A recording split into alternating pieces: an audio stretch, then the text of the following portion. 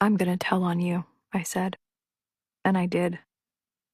I remember hearing Ben being yelled at in the other room and him crying, and I felt so guilty.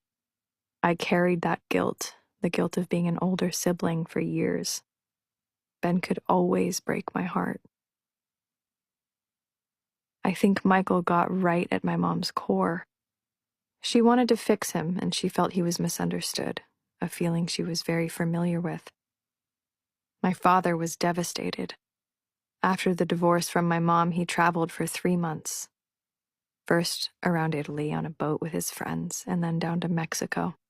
He read a recently published poem by Bukowski, The Bluebird, and it brought my mother to mind.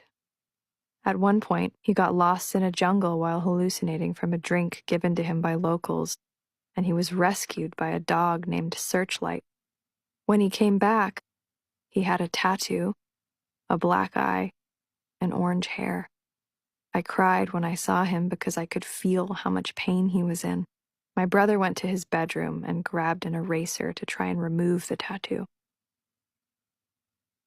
When we walked into the lawyer's office together, Danny said, "I don't want anything." There'd been no prenup, but I said he had to take something, so I forced him to take a little bit of money. Danny was amazing like that. He never did anything to betray me.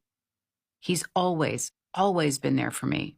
He literally filed divorce papers so that I could go marry Michael. We were best friends. We shared every single family vacation together. Riley and Ben never saw anything bad between us. We made it really great for them.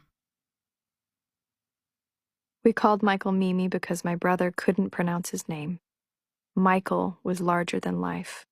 He reminded her of her father. She told me that no one ever came close to being like her dad apart from Michael.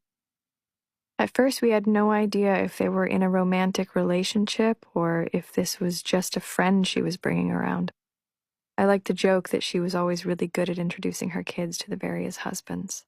With Mimi, as with others, we would hang out and do activities together long before she would ever tell us that they were in a relationship. I don't remember the moment she told me they were getting married, but I do recall he started sleeping over. When he would come over, her whole world would stop. The front gate would buzz, and a voice would say, "MJ is here." The drive from the gate to our house was about 6 minutes. In that time, my mom would be scurrying around to fix her lips and put her makeup on. He would come into our kitchen via the back door. Typically, the kitchen counter was covered in piles of NDAs and tabloids that her assistants would lay